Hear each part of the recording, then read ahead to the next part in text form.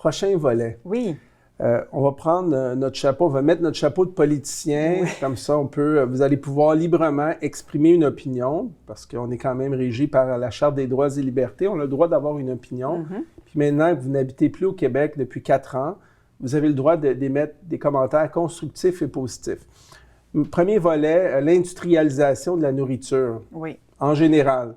Qu'est-ce que vous en pensez? Oui, problème avec un S. Plusieurs problèmes. Alors, on commence parce que c'est vous l'experte. Oui. Bien, d'abord, on a décidé depuis une quarantaine, cinquantaine d'années, je pense que ça s'est opéré sans que les gens soient tellement conscients du mouvement, de donner la tâche la plus importante qui est de se nourrir et nourrir sa famille, nourrir son corps. On a donné ce mandat-là à une industrie qui a à cœur le profit. Alors, pour moi, c'est le premier problème majeur de confier quelque chose d'aussi central et important que de se nourrir à une tierce personne. Problématique. Oui. Je vais ajouter à ça un commentaire politique parce que au Québec, auparavant, nous avions au Canada l'Agence d'inspection des aliments, qui était un organisme du gouvernement canadien qui vérifiait, qui avait le mandat de pouvoir vérifier n'importe quelle composition des aliments qui étaient mis sur les tablettes des épiceries partout au pays. Et ça a été aboli. Et là, ce qui nous enlève vraiment une mesure de vérification de qu'est-ce que contiennent les produits. Si c'est approuvé par les États-Unis, automatiquement, ça peut aller sur nos étagères. Et je pense qu'on a perdu une grande partie de notre souveraineté, notre indépendance. Et c'était comme une épée de Damoclès sur la tête des producteurs. Quand ils venaient vendre leurs produits, ils savaient qu'ils pouvaient être vérifiés. Alors, on n'a plus ce paravent-là. Donc, Santé Canada, par exemple, ne fait pas d'études indépendantes. Exactement, ne font plus. Et c'est très, très dommage. Et pourtant, on paye nos impôts là-dessus. Oui. Maintenant, j'ai écouté encore une fois, votre présentation. C'était fantastique. Vous avez parlé de plein de sujets hyper intéressants. La qualité des produits laitiers aujourd'hui. Pouvez-vous nous parler un peu de l'impact de l'industrialisation sur les produits laitiers en général, surtout qu'au Québec, nous sommes parmi les plus grands producteurs en Amérique du Nord. Oui. Bien, évidemment, il y a eu toute l'apparition de la pasteurisation là, qui visait évidemment à éviter des contaminations puis développer des micro-organismes qui pouvaient causer du tort à notre santé. Donc, l'objectif de départ ou l'intention de départ, je crois, était bonne. On peut penser ça. Mais ce que ça fait, par contre, c'est que ça va dénaturer le produit, l'aliment. Et ce qu'on s'aperçoit, c'est que lorsqu'on pasteurise un aliment, on le chauffe à haute température, on va tuer ces micro-organismes vivants et on va aussi le dénaturer de sa forme primaire. Et donc, il va rester quand même des protéines dans le lait comme la caséine et le sucre du lait, le lactose, qui nous causent des enjeux digestifs à 98% de la population. Rien de moins. Rien de moins, parce que pour pouvoir bien digérer le sucre, donc le lactose, il faut que cette communauté de bactéries soit présente dans le lait. C'est les bactéries qui vont nous aider à digérer le lactose. Donc, là, on pourrait argumenter que oui, mais on ne veut pas mourir d'une contamination, là, mais cette pasteurisation-là est venue aussi avec le fait que les normes au niveau de l'élevage des vaches, au niveau de la manière dont les vaches sont nourries, ont changé avec la pasteurisation. C'est-à-dire que les agriculteurs ont moins besoin, disons, c'est-à-dire qu'il n'y a plus de vaches au champ. On nourrit les vaches avec des aliments, de la moulée surtout, qui amène la vache à développer elle-même des maladies. Alors, conséquemment, si la vache n'est pas en top santé, on peut penser que son lait ne sera pas aussi de très grande qualité. C'est pourquoi la pasteurisation est utilisée. Pour combler le manque, et c'est toujours comme une lutte au profit, dans le fond.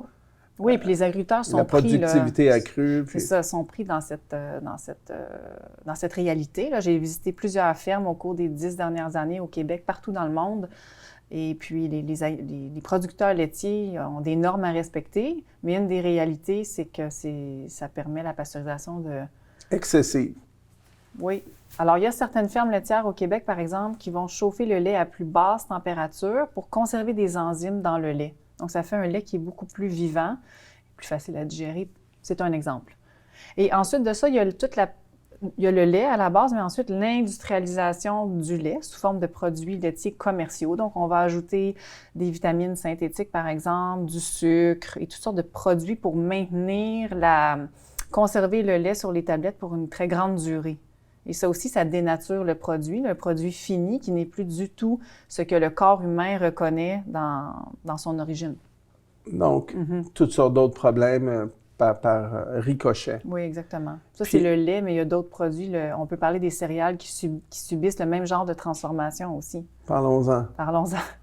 Donc, les céréales, par exemple, subissent multiples processus de transformation, à commencer par le fait que une grande quantité des céréales produites maintenant aujourd'hui sont génétiquement modifiées pour donner un meilleur rendement en culture.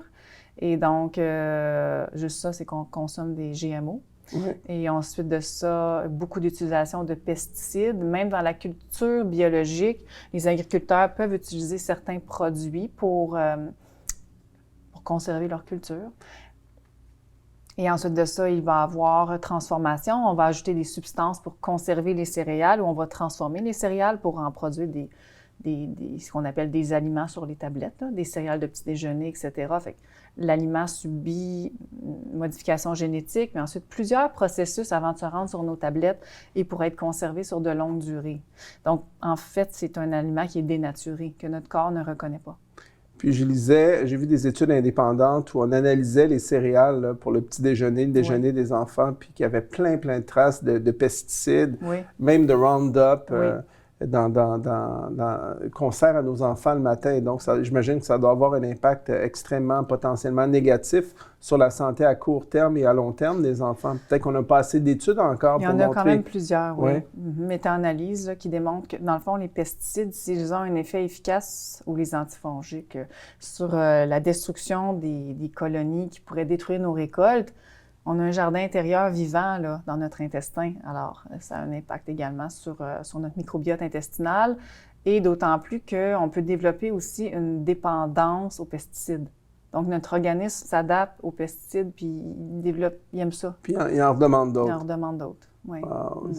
Alors, là, si on pense aux pesticides qu'on retrouve dans la culture du café, par exemple, la consommation de vin, ou est-ce qu'il y a aussi des pesticides au niveau vinicole, les céréales, on accumule les produits chimiques dans l'organisme. Et je lisais une étude indépendante aux États-Unis qui expliquait qu'il y avait c'était comme un triangle. L'industrie pharmaceutique était liée à l'industrie alimentaire qui était, elle aussi, liée à l'industrie des pesticides et que ça formait une espèce de triangle et que les trois marchaient main dans la main. Main dans la main, copain. Et ça donne les résultats qu'on a aujourd'hui partout au Québec. Le déclin de la santé, etc. Une hausse fulgurante de la pharmacologie. Exactement. Alors, je pense que vous avez touché un dossier sensible. sensible et on vous revient après la pause sur ce dossier sensible.